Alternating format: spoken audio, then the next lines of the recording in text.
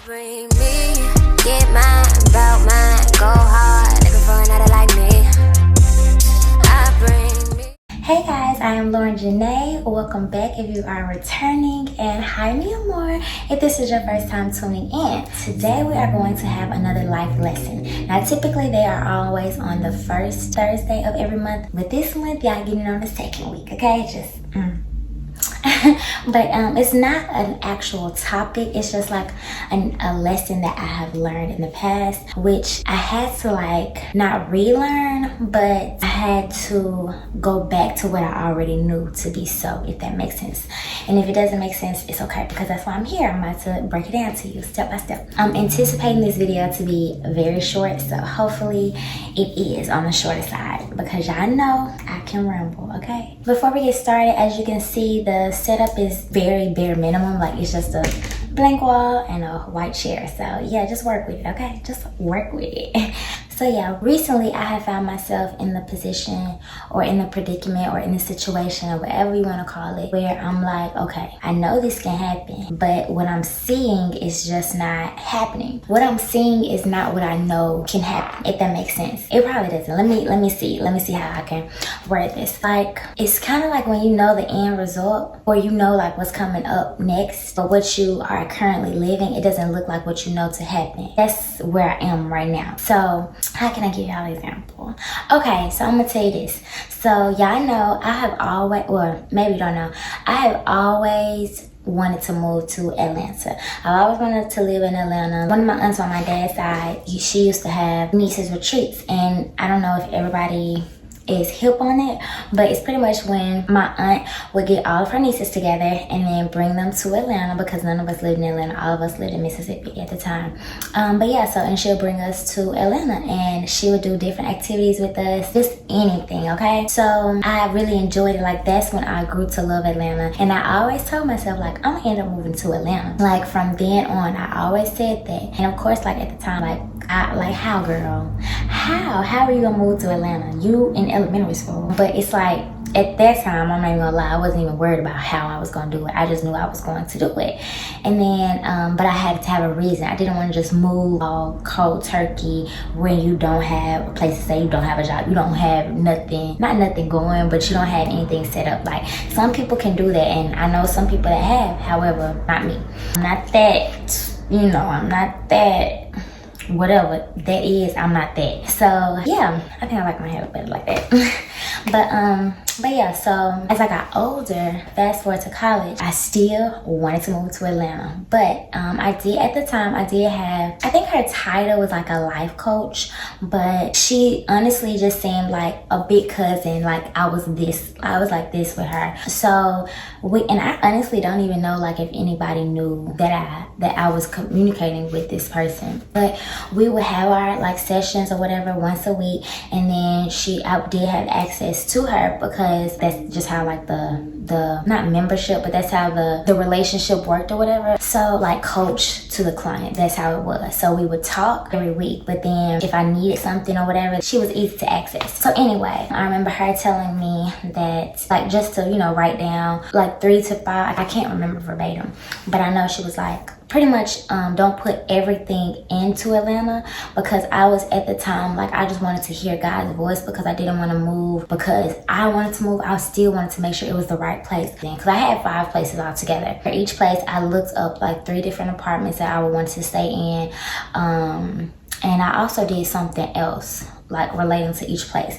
And then like, I just kind of like prayed over all of that, whatever, but in my own little way or whatever. And I just wanted God to speak to me. So during that time, this was a time where I was getting ready. This was probably like maybe like in the beginning of a year, and I was planning on moving in the summer. So like between June and July, I was planning on moving. So I was like, okay, I've been talking about Atlanta this whole time. Like, I was set on Atlanta, but I just wanted to make sure. So that's why I don't know, I just like to just get confirmation to know I'm on the right track, to know I'm doing what I'm supposed to do. So anyway, fast forward, I wrote down my list, and Atlanta was just, it was like, no matter what conversation that I was having with God, it's like Atlanta was always being revealed to me, not the surrounding cities.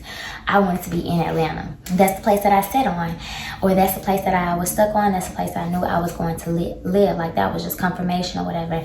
But there was a dilemma, because a small dilemma, tiny, kinda. In order to come here, I wanted to have a job. My degree is in elementary education that comes with teaching. So I applied, or I didn't apply for teaching jobs, but I knew that that's what I was going to be. So I reached out to an older girl that used to, like, her dad and my dad used to work together. So I reached out to her because she was a teacher in Georgia, and I was just asking her different information about that, because I didn't have anybody else in Georgia or whatever. So I was asking her, and then when she told me the county that she recommended, I applied only to that county. Well, I did my little research or whatever, but I applied only to that county. I think I applied to like 4 different schools or whatever. I ended up getting an interview, and it was like very, not informal, but I was in my bedroom in my apartment or whatever in college, and the principal, it was only the principal. Everybody else that I talked to said that there was a lot of people on the interview, but it was just me and the principal or whatever, and he was asking me different questions, whatever. So I'm like, people gravitate towards my personality, unless they don't. But so yeah, he offered me the job on site, like on the spot. So I was like, okay, cool, bet, you know.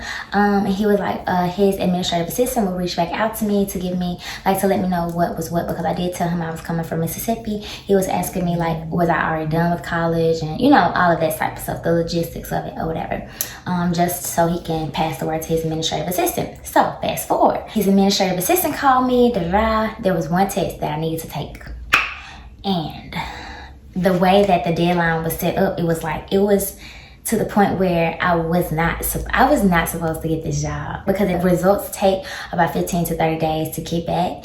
And even if I took it like the next day, which was impossible because you have to schedule the test. You can't just schedule it on any other day, on any random day. You have to make sure that that is an actual day they are administering the test. So I had to work with that schedule and this school's schedule. So it was like, I just knew, like, I knew it was gonna happen, but I honestly don't know. Like, I can't even get into the logistics of it, but there were tears shed, and I don't think anybody know, like, what the whole situation or whatever. But when I tell you, it was intense, because I had already looked at apartments. Me and one of my best friends drove to Atlanta, and we looked at the apartments that were on my list. The one that I wanted is the one that I ended up with. Thank God, good. But yeah, so I ended up looking at the apartments first. I was applying, all that type of stuff, and when I was applying, they had to have an offer letter or something like that to just confirm my employment or whatever. But in order to get that, I had to make sure I passed the test and give them the stuff. But they had to fill this position. And it's like they were not supposed to hire me, but they waited, because I think the deadline had passed. I can't say her name, but the administrative assistant, like, when I tell you, she was working with me like to the T. She extended that deadline so many times. If anything, I have him and her to thank for even like giving me that opportunity to come here, because yeah. Anyway, so fast forward, because I'm rambling, and it's already 12 minutes. I got the job, so, and I knew it that entire time. Like, I was waiting. It was probably like a month where I was just like on eggshells, because I literally did not know what to do. I was not signing another lease in Starkville. I was not going to go back to, I was going to move to Atlanta, but I did not know how. I just knew it was going to happen. And I was telling I don't know what I was telling my parents, like, everything was taken care of. But yeah, so there's that. Years later, fast forward, I'm here. Now, during that time, I learned that literally God's timing is better than anything. You know, it's just better. Like, everything that is taking place, or everything that happens, it literally is happening to work out for our good. And I realized that then. I feel like I already knew that then, but that was just confirmation during that time. So when I'm thinking back to present day, when I'm like waiting for stuff to happen, it's not my time. It's not on my time. You know, I can think all day long that I'm ready for something, or that I need something, that I deserve something right now, like right now in this very moment. But if that's not what God wants for me right now, or it's for a reason, you know? So it's like I always go back to that moment in my life where I literally didn't know how it was going to happen, but I knew it was going to happen. Like the faith that I had during that time, it was so admirable even to me, and I'm the one who was like living through it, but it was so admirable. It was tough though. It was so tough because like you don't know, but it's like, okay, God, I trust you. I know that you're gonna make this work. I know you are, because you wouldn't have revealed this to me so many times. You wouldn't have confirmed it to me in my prayers with you, in my talks with you, whatever. And the fact that you confirmed it, the fact that you revealed it to me, like it's just confirmation. Like I just know what's gonna happen. And it's like I didn't question God once during that situation, not once. I just kept saying, I know it's gonna happen, I know it's gonna happen, like, and thanking him in advance. And like that faith that I had, man, I always look back to that, because I still like that's the same type of faith that I have now. But it's like sometimes my flesh gets in the way, and it's like, dang, is it really gonna happen? Like, is this really gonna happen? And I have to check myself, because it's like, girl, do you believe or don't you? You know, so whenever you are going through something, no matter what it is, no matter what it's dealing with, just remember that God got you. Like, he got you. He is never going to leave you or forsake you. There is not one sin that can cause God to leave you or forsake you. Not one sin. And people are so quick to point the fingers like, you did this, you did that, you did that. You're not my God. Okay, I've repented, I did X, Y, and Z. So what you think of me doesn't matter, because you are not the God that I serve, you know, at all. Like, people are so quick to have their mouth on you, but let them talk. Let them talk, okay? Because if God has promised you something, if God has revealed something to you, if God has confirmed something to you, if you feel something to be true, if you know something to be true, then sit in that. Rest in that. Rest in that, knowing that it's already taken care of. Because like God got it, man. Like, it's crazy. It is so crazy. And like, one of my tattoos this is kind of random, but one of my tattoos on my ankle, it says be brave. It's like going down like that, but it says be brave, and I wanted it close to my foot, because it's kind of like walking by faith is not for the weak. When you're literally walking by faith, it takes courage. Like it's a brave thing to do. It can be scary, but like I said, you can just rest in knowing that it's already taken care of. And I love that. Like, I love the fact that my parents instilled that in me, instilled that type of faith in me, because it's like it has helped me through so much. It's helped me through so much. And that's why I always like stress to people, or not stress to people, but I'm always mentioning like my relationship with God, because it's real. Like, it's solid, you know, because he is real. Like, I have seen him work too many times, and that situation in particular, it has nothing to do with like a family member or a friend or anything like that. That's a situation that I was in. I was living it hands on, and it's like, and I'm not even giving y'all like the actual story, because that's just something I probably just tell my husband. And then like, of course, like, with my friends or whatever.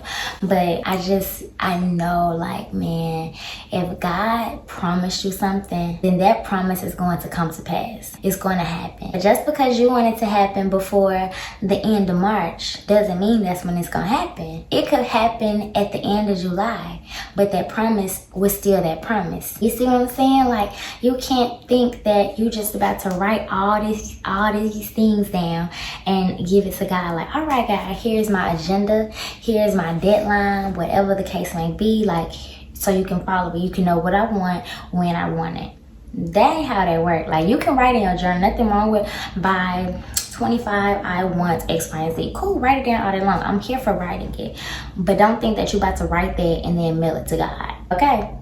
Because if you're not ready to have something at 25, then you're not going to have something at 25. And if you get it at 25 before God wanted you to have it, then that means when you get it at 25, you're not going to be ready for it. You're going to lose it. So that's why I don't want anything to come to me prematurely, because it's always something better, you know? Like, I'm not in a rush to get something anymore. Is it hard not to be impatient? Absolutely, because and I consider myself a very patient person. There are a few things that can get me there where I'm like impatient, but for the most part, I feel like I'm a patient person. Of course, we all can grow I can still grow. But because like when it comes to like God and stuff, when it comes to things that I know he has promised, I try to be as patient as I can, because it's like I don't want something to happen prematurely, no matter what it is. I'm about to be wrapping this up, because yeah, but I just feel like we all know when something is going to happen. We kind of all know if something is even going to happen, you know, because it's this feeling. And it's like, I'm always, part of my prayers, like in the morning, in the middle of the day, at night, like I want to be around God's presence. I want to feel God's presence, presence. I feel so safe and secure when I feel his presence. Like sometimes it's just like, because I know it's like, it's me and you. I have my earthly father here on earth with me, and I absolutely love him. But not only that, I have my heavenly father here.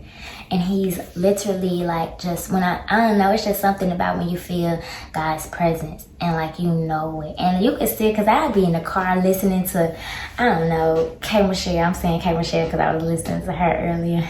And if she, you know, say something that he say aloud, I'm like, okay, yeah, you hear this? Like, that's our relationship now. I don't get too crazy. You know, sometimes he gotta go check on the other people. Sometimes he needs to check on the other people while I'm listening to other stuff. But yeah, like, for real, like his presence, like I just love being around his presence. But anyway, wrapping this up, like I said, whenever you're going through something, just rest in the fact that God is not going to leave you hanging. He never has, and he never will. Like I think I mentioned this, I don't know if I was talking to somebody or what, but just think about the last time that you was going through something that you got out of. Of course, at the time, you didn't think that you was going to get out of it. You was thinking it was the worst thing ever. Your perspective on it was completely different than your perspective of it right now. Go back to that situation. The God that got you out of that situation, the God that showed up for you in that situation is literally the exact same God. It's just a different situation. It's just a different circumstance. So just because it's something new doesn't mean that he gonna switch up on you or leave you hanging because he already got you through something. No, there's not a maximum number of things or maximum number of times that he's going to get you out of something or, you know, prepare you for something, whatever the case may be. There's not a set number. He is always there. He's always here. That's just the fact of it. So like, if you don't have a relationship with God, get it. And if you do not have that faith that you know, like, okay, I don't know how it's gonna happen, but I know what's gonna happen. Like, it's a couple of things right now. I have no idea how they're gonna happen. But just like thinking about it, it's like you hold back happy tears because it's like, I know it's gonna happen. I just don't know how just yet. But the only way you're gonna know what step to take or when should I take this step. Okay, now that I've taken this step, when do I take it? The only way you're going to know is by consulting with God, by talking with him. So have a conversation with him and just ask him, like, just tell me my first step, God. What do I need to do first? Not, can you just like, you know, send a blueprint to me so I can look over it, cross out some things that I don't want to do, you know, and then send it back to you so you can send me the final print? Like, nah, that's not how it works. Sometimes I wish it did work like that, but that's not how it works. Because, or actually, no, I don't, because God knows what's best for me. My flesh does not. But yeah, like, it's just, I don't know, just do not give up. Do not give up on yourself and do not give up on him, because everything that you want, you about to get. You're gonna get it. But just be patient and maybe just think about the fact that if you don't have something right now, it's because you're still in the molding process. Because why would you give car keys to a 10-year-old that has never taken driving lessons? It doesn't make sense. Why would you do that? He's not ready for that. So if you get the keys, he's going to end up hurting himself or hurting someone else. Regardless, it's not going to be a cute situation. And I know I got like 2 people probably thinking, well, what if the person just really good at driving? Be for real. And I'm not talking to those 2 people. You're not going to give, you're just not, you know, like you're not going to give something like that to someone who's not prepared for it, who's not ready for it, who hasn't even did the first step in getting prepared for it. So why would God do that to us? Why would he give us something and we are not prepared for it? We're still in the process. But anyway, that was pretty much that. It was very informal. Like I said, it wasn't any set topic, so I don't know what exactly I'm going to call this, but hopefully you took something away from it. So yeah, be sure to like, comment, subscribe, share, whatever you want to do, okay? Whatever you want to do. If you want to just exit out of it now that you watched it, then so be it. Do whatever you want to do. But For my likers, commenters, and subscribers, I do appreciate you, and my viewers. I do appreciate you, and yeah, I will see you guys in the next upload. Mwah. What you get is what you see, and I bring me.